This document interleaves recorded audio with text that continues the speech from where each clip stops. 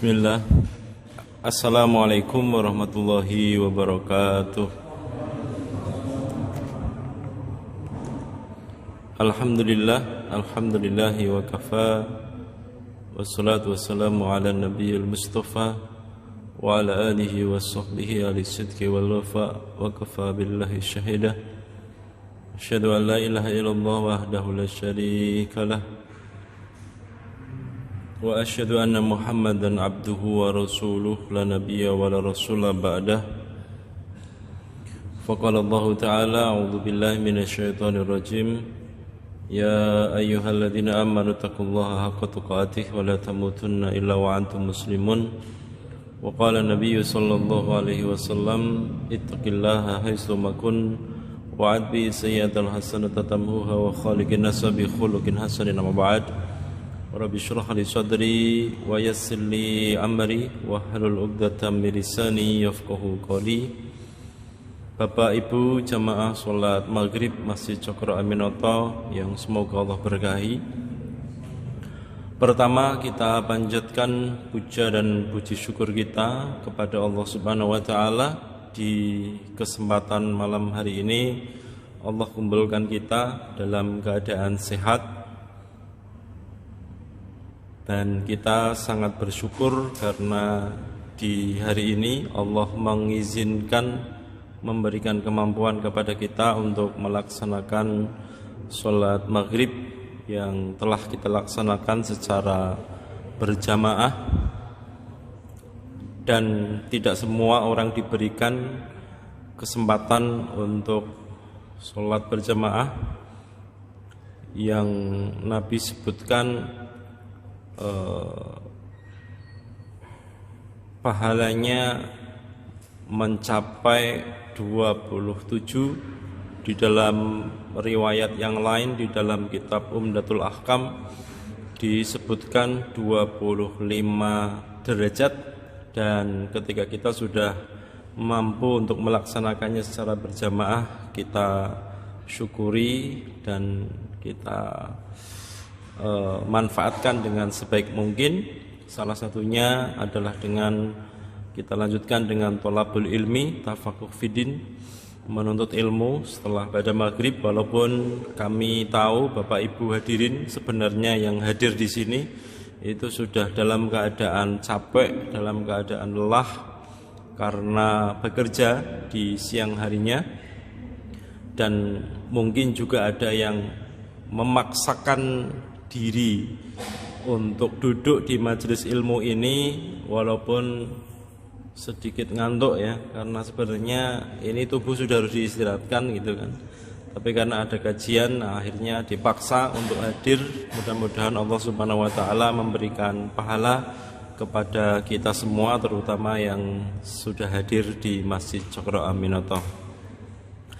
Salawat dan salam senantiasa tercurah pada junjungan kita Nabi besar Muhammad sallallahu alaihi wasallam, yang kita ikuti sunnahnya dan tentunya kita nantikan syafaatnya di yaumul kiamah.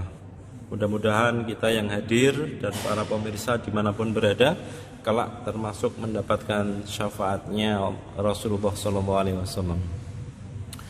Di kesempatan pada malam hari ini kita akan melihat sedikit sebuah nasihat yang datang dari salah seorang ulama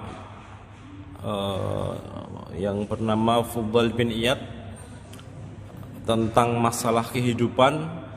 Dan ini Bapak Ibu hadirin dulu pernah saya sampaikan di beberapa kesempatan, dan mungkin ada beberapa hal nanti yang akan terulang kembali apa yang materi yang sudah kita bahas di beberapa kesempatan dan di waktu yang lalu.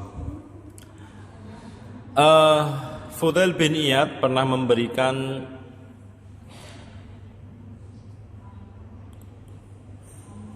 nasihat ya, dengan 5 nasihat yang sangat padat dan syarat dengan makna tentang kehidupan masyarakat ya, tentang kehidupan kita di tengah-tengah masyarakat sosial.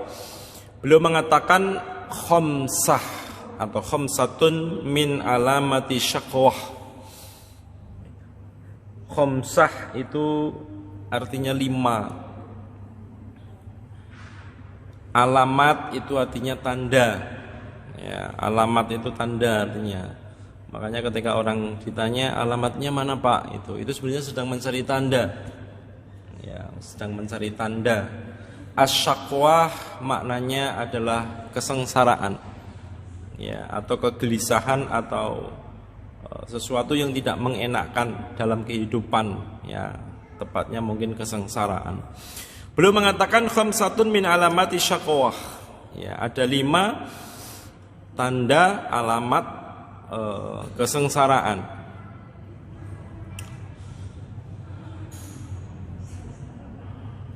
Yang pertama adalah qaswatul qalbi. Ya, kata beliau yang pertama adalah qaswatul qalbi. Qaswah batu, al-qalbi hati. Qaswatul qalbi hati yang membatu atau kerasnya hati. Ya, kerasnya hati, dan ini pernah kita bahas ya di beberapa kesempatan yang berkaitan dengan kerasnya hati. Ya. Adapun wa amma mufsidatil qalbi, wa amma mufsidatul qalbi al khamsatu wahiyya. Adapun yang merusak hati maksudnya adalah membuat hati ini jadi keras. Ya, membuat hati ini jadi susah untuk menerima untayan-untayan nasihat baik dari orang tua ke anak maupun dari kawan kepada temannya ataupun dari sesama jamaah pengajian. Ya, yang membuat hati kita menjadi keras dan menolak nasihat-nasihat dari orang adalah yang pertama itu yang merusak adalah kasratul khalatoh. Dulu pernah saya sampaikan. Ada 5 ya, ada 5. Yang pertama adalah kasratul khalatoh. Apa itu kasratul khalatoh? Kasratul khalatoh, kasrah, kasirah, artinya banyak. Ya, al khalatoh dari kata khalatoh artinya mencampur. Ya, maksud dari kasratul khalatoh di sini maknanya adalah terlalu banyak bergaul. Ya, terlalu banyak bergaul. Itu salah satu menyebabkan hati seseorang itu menjadi rusak. Ya, bergaul yang pergaulannya berlebihan sampai lupa waktu, sampai lupa rumah, sampai lupa dia punya anak dan istri. Seolah-olah tidak punya tanggung jawab kepada istri dan anaknya gitu. Tahu-tahu pergi sehari semalam gitu. Kemana biasanya kalau pergi sehari semalam Pak? Mancing gitu. Ketemu dengan teman-temannya dan sering bercanda di situ. Ah, ini kasratul khalatoh ini Pak, kalau sering kemudian kita terjadi seperti itu nanti akan menyebabkan qaswatul qalbi, yaitu matinya hati atau rusaknya hati. Ini yang pertama. Yang kedua adalah penyebab qaswatul qalbi, kerasnya hati adalah watamanna, at-tamanna itu nanti ini juga masuk bagian yang kelima. Ya, yang kelima dari khamsatu min alamati syakwah. Kalau yang mufsidatul qalbi khamsah ini adalah perkataan Ibnu Qayyim al-Jauziyah. Ya, nanti yang terakhir itu sama, yaitu at-tamanna. Ya, nanti dengan bahasa yang berbeda, kalimat yang berbeda. At-tamanna itu banyak angan-angan. Ya, sukanya ngangan-angan, Pak.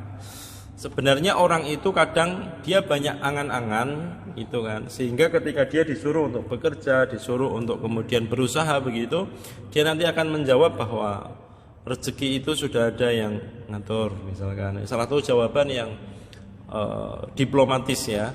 Terus sabar, kita itu harus sabar itu. Padahal sebenarnya bukan sabar Pak, tapi memang dia itu lemot. Lemot tahu Pak ya? Lemot itu ya mau maju juga enggak ya. Atau mager. Mager tau ya, malas gerak ya. Kalau sudah sama HP adanya lembarak-lempuruk gulang-guling kanan kiri di tempat pembaringan, Pak, namanya mager, malas gerak. Nah, ketika disuruh ngapa-ngapa ya mbok sabar itu. Ya sabar. Tawakal itu bahasanya begitu, Pak. Ya, tawakal. Padahal memang lemot ya itu. Ya santai, tenang aja, rezeki udah ada yang gitu, padahal lemot ya. Atamanna, sehingga apa? Dia memiliki pandangan-pandangan ke depan, ke atas begitu, melihat nanti ke depannya begini-begini, tapi hampir tanpa ada ikhtiar yang membuat jalan menuju ke apa yang dia angankan. Ya, makanya dulu ada ada sebuah pepatah dalam bahasa Arab itu bunyinya tarjun najata walam tasluk masalikaha fa inna safinata la tajri 'alal yabas. Nah, dulu pernah kita bahas ya pepatah ini. Tarjun najata, kamu ingin sukses, walam tasluk masalikaha, tetapi langkah-langkah tangga-tangga menuju sukses tadi itu kamu lewati. Ya, kamu lewati. Harusnya kan orang mau sukses itu ada tangga-tangganya, Pak ya. Tangga pertama, tangga kedua, tangga ketiga. Lah ini enggak. Tangga ke-1 langsung pingin tangga ke-10 gitu loh, Pak. Ya, tarjun najata walam tasluk masalik. Maka pepatah tadi mengumpamakan fa inna safinata la tajri 'alal yabas. Ya, sesungguhnya kapal itu, kapal laut, perahu itu dia tidak berjalan di atas daratan. Ini pepatah Arab zaman dahulu, Pak. Ya, tidak ada kapal yang berjalan di daratan. Ya, ngimpi kalau ada kapal berjalan di atas daratan ya, kecuali kapalnya Muhammad Al-Fatih ya, ketika menaklukkan Konstantinopel. Makanya pada waktu itu kan satu-satunya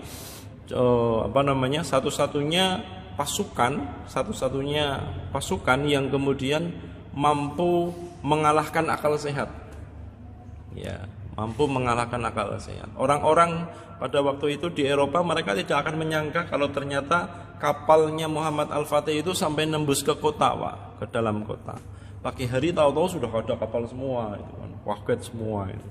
Dari mana lewatnya? Oh, ternyata malam hari, Pak, mereka tidak tidur, mereka bekerja nembus gunung. Ya, nembus gunung. Dan itu satu-satunya kapal yang naik gunungnya. Ya, maksudnya tarjun najata walam tasruk masalikaha fa inna safinata la tajri 'alal yabas tadi itu mengumpamakan bahwa orang itu tidak akan sukses kalau kemudian tangga-tangga sukses itu dia lewati.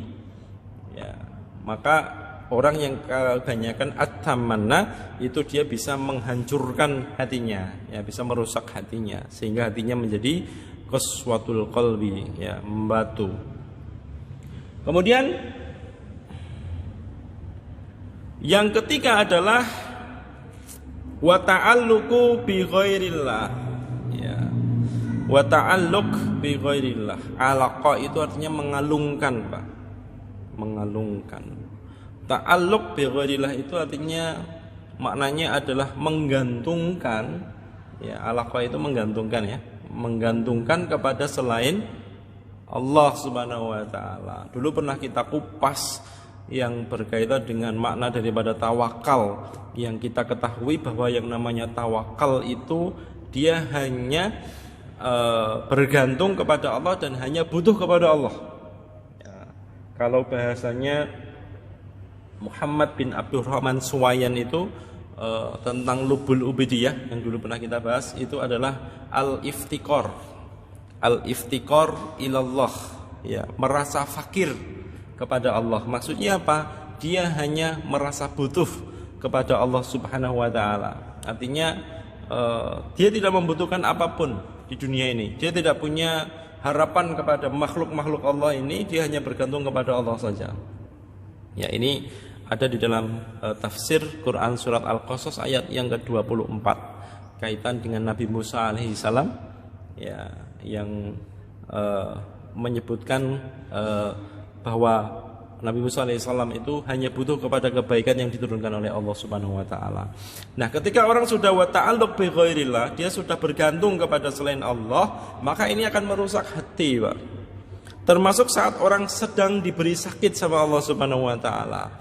Jadi orang diberi sakit, Pak, pada prinsipnya ada satu dosa, perbuatan kemaksiatan yang dilakukan oleh seorang mukmin yang mungkin dari perbuatan dosa tadi tidak mungkin dihapus kecuali dengan cara sakit tadi.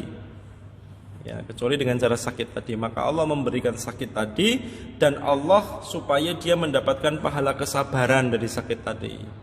Ya, dapat pahala kesabaran, makanya doanya untuk orang yang sakit adalah la ba'sa tahurun insyaallah. La ba'sa enggak apa-apa, tahurun mensucikan. Insyaallah jika Allah menghendaki. Maka ketika ada orang yang diberi sakit, kok ternyata dia di situ kok dia berobat dengan cara yang tidak sesuai dengan syariat, baik itu datang ke dukun, baik itu dia ta'alluq menggantungkan kepada obat sampai mengatakan ini kalau nggak ada obat ini saya sudah mati, begitu Pak.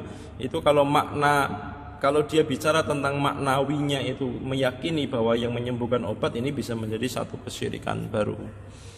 Ya, karena fa idam maridtu fahuwa yashfin. Jika aku yang sakit, maka siapa yang menyembuhkan? Allah Subhanahu wa taala. Obat itu hanya sebagai alat perantara.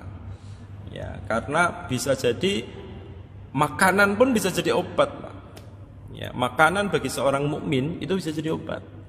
Banyak orang yang kemudian dia sakit, dia berobat, dia minum obat, dia berdoa, kemudian kembali sembuh, Pak. Tapi ada juga orang mukmin yang dia sakit, dia sabar, dia tahan, dia makan makanan yang bergizi, yang halal, madu dan lain sebagainya, tinggal tidur, bangun udah sehat, Pak. Ya, banyak juga yang seperti itu. Jadi tidak selamanya bahwa kalau Ibnu Qayyim al-Jauziyah itu mengibaratkan, dulu pernah saya sampaikan ya, antara doa, kemudian dokter, kemudian obat. Ya, maka ketiga hal ini mana potensi yang paling besar untuk menyembuhkan?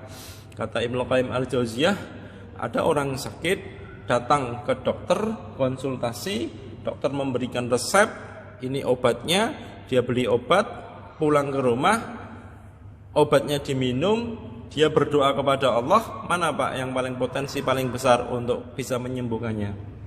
Dokter, obat atau doa? Doa. 80% dari 80% itu masuknya ke doa. Ya, doa kepada Allah Subhanahu wa taala. Obat, dokter itu hanya perantara, ya, atau hanya sebagai alat saja. Jadi kita tidak boleh menggantungkan harapan kita kepada selain Allah Subhanahu wa taala. Ya, ini salah satu cara. Kemudian yang keempat, kenapa hati bisa rusak? Maka yang keempat adalah asyab'. Ya, apa itu asyab'? Syabi'a. Ya, asyab'. Syab' itu artinya terlalu kenyang, banyak kenyang. Ya, kita itu harus berhenti makan sebelum kenyang apa sebelum muntah-muntah, Pak? Ya, ada orang makan saking kenyangnya sampai muntah, Pak. Ya, sampai muntah-muntah. Apalagi kalau jenengan lihat itu di Facebook, di konten-konten di media sosial itu ada orang lomba makan bakso besar-besaran itu, Pak, ya. Ya Allah, itu orang kok bisa masuk semua itu loh, Pak. Ya, makan bakso segini dimakan, dilombakan itu, Pak. Saya yakin bapak-bapak di sini nggak ada yang berpotensi makan bakso segini habisnya dalam waktu 5 menit lah, nggak bisa, Pak, ya. Ya, itu habis itu, Pak. Itu as-sab' itu bagian daripada qaswatul qalbi, salah satu sebab rusaknya hati kita, Pak. Jadi terlalu banyak kenyang. Makanya kita disunahkan untuk berpuasa, ya. Disunahkan untuk berpuasa, puasa sunnah Senin Kemis, atau puasa Yaumul Bid 13, 14, 15, atau setiap 3 bulan, setiap 1 bulan 3 hari. Ya, setiap 1 bulan 3 hari. Ini salah satu cara agar menghidupkan ruh hati kita. Ya, jadi kenyang itu bagian daripada cara ya merusak hati. Ya, 1, 2, 3, 4. Yang kelima adalah wal manam. Wal manam. Biasanya kalau sudah kenyang, orang itu enaknya kalau udah kenyang ngapain, Pak? Kenyang. Habis kenyang ngapain, Pak? Lari-lari jogging enggak enak. Renang apalagi? Apa? Nuntut ilmu enggak enak sekali, Pak. Apa kira-kira? Habis kenyang? Tidur, Pak. Habis makan, ya. Habis itu tidur. Ya, makanya di sini disebutkan asy-syaba'u, kemudian al-manam. Terlalu banyak tidur. Nah, ini juga merusak hati kita. Ya, dulu pernah ya kita membahas satu fikih tentang tidur yang dimakruhkan dan tidur yang disunnahkan. Salah satu tidur yang dimakruhkan adalah tidur setelah ba'da sholat subuh. Ya, setelah ba'da sholat subuh, Pak, tidur, Pak. Tidur itu maknanya dia ya legereng gitu loh. Ya, mau memposisikan baik itu di sofa. Tadi ketiduran Ustaz di sofa. Enggak, itu kalau di sofa enggak ketiduran, Pak, itu saya ngajak tidur. Kalau ketiduran itu sedang naik motor ketiduran Ustaz. Sampai tahu-tahu udah sampai masjid itu loh, Pak. Ya, jadi beda ketiduran dengan mapan tidur. Ya, kemudian ba'da sholat asar. Ba'da sholat asar itu termasuk makruh ya, dimakruhkan. Kemudian setelah sholat maghrib atau sebelum sholat isya, nah, itu dimakruhkan, Pak, untuk kemudian tidur. Dan ini kalau tidur di situ itu akan merusak hati pikiran kita. Ya, akan merusak hati pikiran kita. Adapun tidur yang sangat baik, yang harus tidur, Pak, jenengan yang wajib tidur, wajib tidur menurut tinjauan dari kesehatan itu adalah mulai dari jam 11 malam sampai jam 1 malam. Itu harus sudah terlelap tidur jam 11 malam maksimal. Kenapa di jam 11 malam? Jam 11 malam itu adalah waktu untuk pergantian peredaran darah kita. Ya, jadi ginjal peredaran darah itu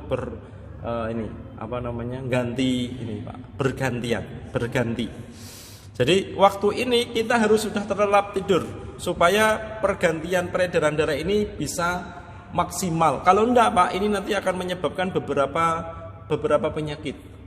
Ya, beberapa penyakit. Makanya kalau jenengan lihat konsepnya Nabi SAW, itu beliau tidurnya agak gasik. Tidurnya gasik, pada isya langsung tidur. Nah, kita pada isya langsung ngobrol dulu ya. Pada isya ngobrol, makan. Nah, ini Rasulullah tidur, Pak, ya, di malam pertama. Nanti bangun di sepertiga malam. Ya, bangunnya di sepertiga malam. Loh, kapan orang bisa tidur, bisa bangun dan sholat di sepertiga malam? Ada memang dalam hadis Nabi SAW, ketika salah seorang sahabat datang kepada Umar bin Khattab dan mengatakan, kenapa saya tidak bisa bangun malam dan qiyamul malam? Itu disebabkan karena perbuatan dosa yang dia lakukan ketika siang hari. Itu dapat mencegah orang untuk bangun malam, Pak. Ya, maka kalau orang itu solih, orang itu solihah, dia akan otomatis terbangun jam 3 dan sholat tahajud. Ya, ingat, Pak, ya, ada dan sholat tahajudnya. Karena banyak orang yang bangun malam tetapi dia nggak ngapa-ngapain, Pak. Bangun malam ke kamar mandi, tidur lagi. Ya, bangun malam, store ke kamar mandi, tidur lagi gitu. Ada yang model seperti itu, tidak ada ghirah untuk melaksanakan atau mendirikan sholat qiyamul lail. Minimal sholat witir lah. Ya, tidak ada gregetnya untuk itu. Yang Allah senang itu saat bapak bangun dulu atau ibunya bangun dulu, bapaknya bangunkan ibunya, istrinya, atau istrinya bangunkan bapaknya. Ya, sampai kemudian Allah akan tertawa saat kemudian istrinya tadi ternyata ketika dibangunkan, Pak, dia tidak mau, Pak. Aduh, ngantuk. Itu kemudian ambil air, diciprati pakai air, ayo sholat tahajud gitu. Atau sebaliknya, istri yang bangun dulu, bapaknya yang diciprati pakai air. Ya.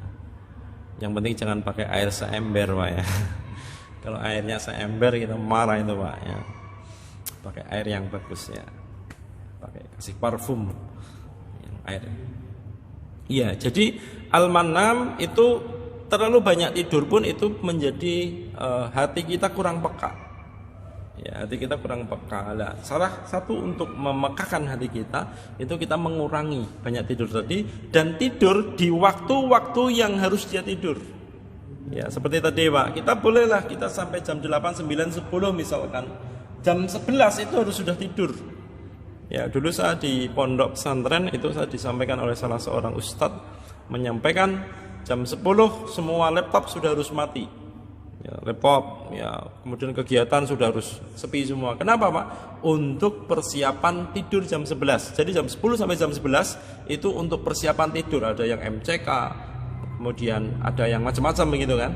Ada yang bersih-bersih dan lain sebagainya. Nanti jam 11 itu sudah dalam keadaan sepi. Nah, kapan bangunnya? Bangunnya itu kalau kita punya tugas itu biasanya jam 1 bangun Pak. Besok ada presentasi 3 kali misalkan 3 mata pelajaran, jam 1 sudah bangun, jam 2, 3 belajar, jam 4 menjelang sholat witir, sholat tahajud, habis itu sholat subuh, habis itu kemudian tilawah, habis tilawah kemudian setoran hafalan. Itu terus di pondok dulu begitu Pak. Ya, sampai kemudian nanti jam 6 ada bersih-bersih semuanya, ada yang pikat dan lain sebagainya, sampai jam 7 udah sarapan semua, udah rampung, jam 7 setengah 8 masuk kelas langsung presentasi. Ya. Ngantuk nggak Pak kalau seperti itu? Ngantuk Pak dulu Pak. Hampir anak pondok itu 80% kalau pas pelajaran tidur Pak. Iya betul Pak. Saya merasakan masalahnya.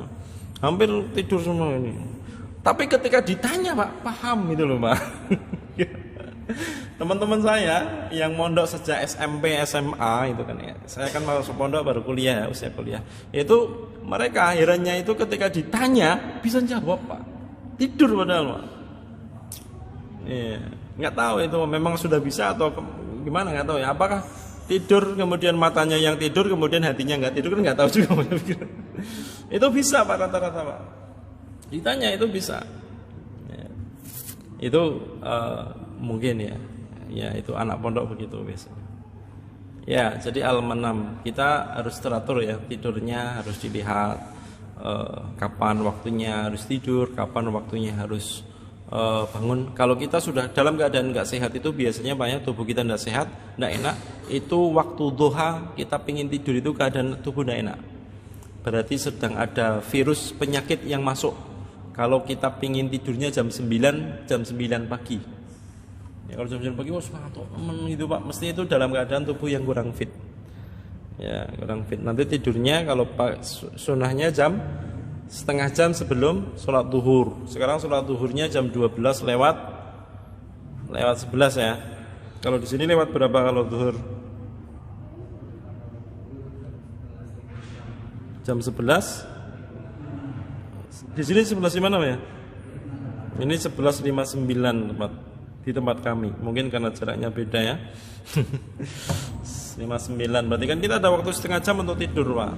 Ya, setengah jam untuk tidur. Atau ba'da duhur sebentar setengah jam. Jam 1 bangun, kemudian kerja lagi. Itu bagus untuk tidur siang. Ya.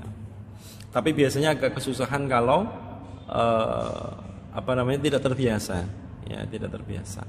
Ini ya yang menyebabkan ada 5 kata Ibnu Qayyim al-Jauziyah yang menyebabkan hati kita menjadi rusak. Yang pertama kasratul khalatah, banyak bergaul ya sampai lupa, wa tamana, kemudian mengangan, wa ta'allaq wa ta'alluq bi ghairillah, bergantung pada selain Allah, wasyaba, terlalu kenyang, wal manam, dan terlalu banyak tidur.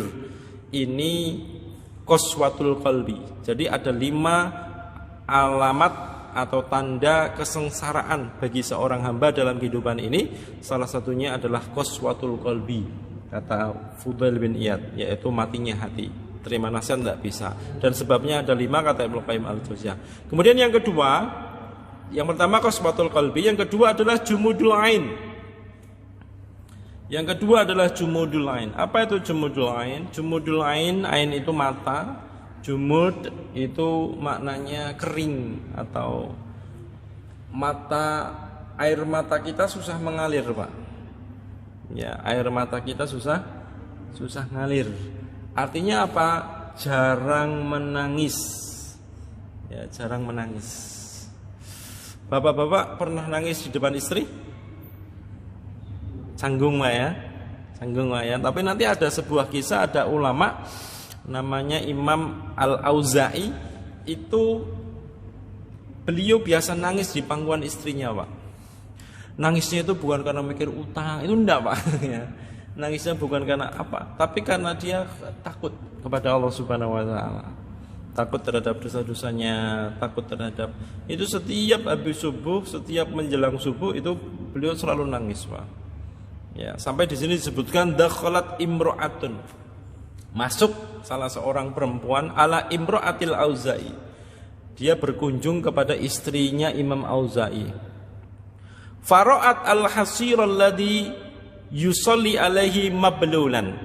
Maka perempuan tadi melihat baju yang dipakai oleh istrinya Imam Al-Auza'i tadi, yang digunakan untuk sholat itu mablul. Mablulan, mablul itu basah. Ya, sininya basah, Pak. Pangkuan tempat sininya basah. Faqalat laha, maka si wanita yang berkunjung ke istrinya Imam Auza'i tadi mengatakan, la alla sobi balahahuna. Itu sepertinya itu anakmu buang air kecil di sini, itu di tempat ini, itu basah gitu kan. Sepertinya anakmu itu baru buang air di situ. Faqalat, kata istrinya Imam Auza'i, la, ya, bukan. Hadza min asari dumu'u syekh fi sujudihi. Ya, kata istrinya Imam Auza'i, ini adalah salah satu bekas air mata Imam Auza'i ketika sedang sujud di hadapan Allah Subhanahu wa taala. Wa hakadha yusbihu, dan begitulah setiap subuh hari, Pak, itu Imam Auza'i nangis terus.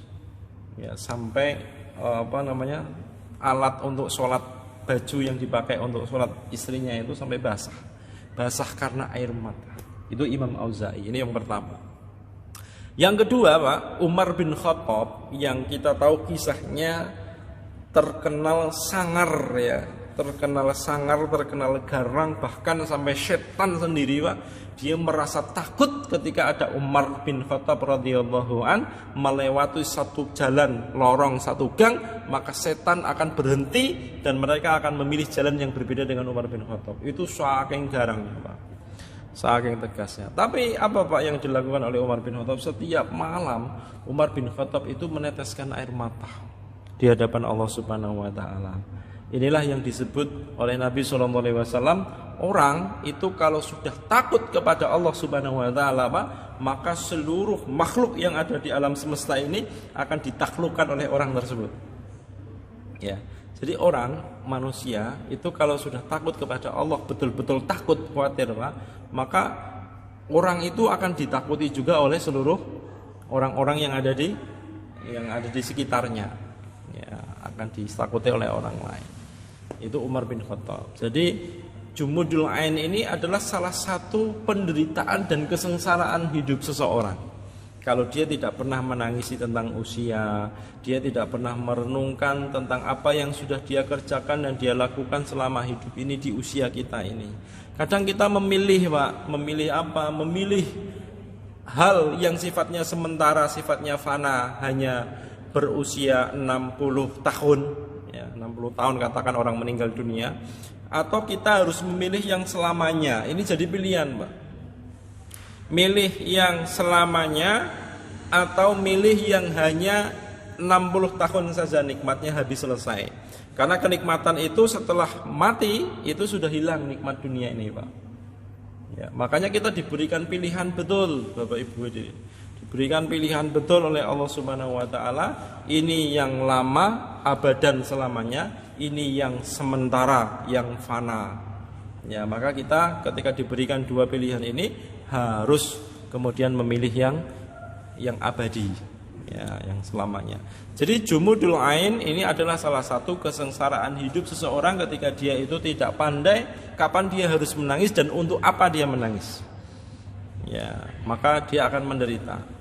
Ya. Kebanyakan orang menangis kapan, Pak? Ketika dia dapat kesengsaraan, ketika dia dapat kebahagiaan. Tapi dia tidak pernah menangisi tentang kebesaran Allah dan tentang dosa-dosa yang pernah dia lakukan. Itu yang kemudian jarang. Jadi menangis pun tidak hanya sekedar menangis. Ya, banyak orang menangis Pak karena kasihan. Ya, banyak orang menangis karena kasihan. Banyak orang menangis karena iba. Tapi sedikit orang yang menangisi dosanya. Padahal yang dimaksud menangis di sini adalah menangisi dosa-dosa yang telah dia perbuat dan dia lakukan sebagai salah satu bentuk penyesalan di hadapan Allah Subhanahu wa taala. Ini yang kedua. Kemudian Fudail bin Iyad mengatakan yang ketiga, orang akan sengsara itu kalau dia qillatul haya. Apa itu qillatul haya? Qillatul haya itu adalah sedikit dia tidak punya rasa malu. Ya, dia tidak memiliki rasa malu, atau dia punya rasa malu tapi rasa malunya itu sangat kecil sekali, Pak. Orang kalau sudah tidak punya rasa malu, Pak, itu berat, Pak. Biasanya malu-maluin. Ya, maka rasa malu itu harus kita jaga. Makanya dalam sebuah hadis Nabi sallallahu alaihi wasallam, "Inna mimma atrokana sumin kalamin nubuwatil ula, idza lam tastahi fasna masyita." Ya, kata Rasulullah sallallahu alaihi wasallam, yang ditinggalkan dari zaman kalamun nubuwah yang pertama itu adalah idza lam tastahi fasna masyita. Kalau kamu tidak malu, lakukan sesukamu. Ini adalah bahasa Nabi SAW yang diucapkan kepada para sahabat. Artinya orang itu kenapa dia mau bermaksiat, dia mau melakukan hal-hal yang di luar batas kewajaran begitu, Pak? Karena malunya hilang. Ya, karena rasa malunya hilang. Kenapa ada orang kemudian dia berzina begitu? Karena rasa malunya hilang. Ya, kalau dia punya rasa malu yang tinggi, dia tidak akan melakukan itu. Ya, maka rasa malu itu perlu ditanamkan. Ya. Sekarang dengan keadaan di masyarakat kita, laki-laki perempuan yang bukan mahram biasa boncengan bareng, itu rasa malunya sudah hilang, Pak. Dan saat Allah Subhanahu wa taala mencabut rasa malu dari diri seseorang, maka Allah Subhanahu wa taala akan memberikan keburukan. Ya, akan memberikan keburukan kepada orang tersebut. Makanya rasa malu ini harus kita jaga. Ya, mau makan yang haram tidak enak. Allah sudah memberikan kesehatan, sudah memberikan berbagai macam kenikmatan, mosok langsung kita ciderai, kita khianati begitu. Jadi rasa malu perlu dibangun, Pak. Rasa malu itu kalau di pernikahan ibarat seorang anak perempuan yang dia masih perawan belum menikah, ditanya sama bapaknya, "Kamu mau nikah sama si dia?" gitu, yang sampai katakan kalau jawabannya perempuan tadi itu diam, berarti dia mau. Itu rasa malunya berarti sudah sangat luar biasa, Pak. Anak perempuan ketika ditanya, ada orang laki-laki datang melamar, ketika dia ditanya, "Kamu mau sama si fulan?" begitu, kok diam, Pak, itu maknanya berarti iya. Ya. Tapi kalau hari ini, Pak, itu belum tentu iya. Hari ini belum tentu iya. Anak perempuan ditanya, "Kamu mau nikah sama dia?" diam begini, itu belum tentu iya, Pak. Jangan-jangan malah marah gitu loh, Pak. Ngeceh bapak itu gitu ya. Ngeceh tahu, Pak, ya? Menghina ya. Menghina. Jadi begitu, kadang begitu, Pak. Kenapa? Karena rasa malunya sudah hilang. Ya, maka orang tua, terutama bapak dan ibu, itu harus menanamkan terutama kepada anak perempuan rasa malu. Ya, karena rasa malu itu kulluhu khair. Semuanya bentuk apapun itu bagus. Ya, rasa malu itu. Ya. Jadi begitu. Jadi qillatul haya, ini salah satu orang berada dalam kesengsaraan. Itu qillatul haya.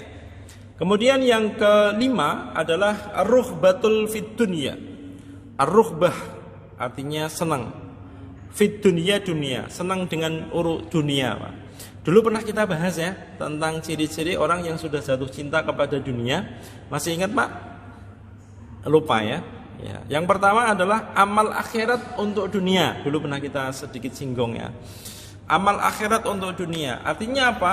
Maknanya sholat yang harusnya ditujukan untuk mendapatkan surga, untuk mendapatkan akhirat, dia paksa untuk mendapatkan sekeping urusan dunia.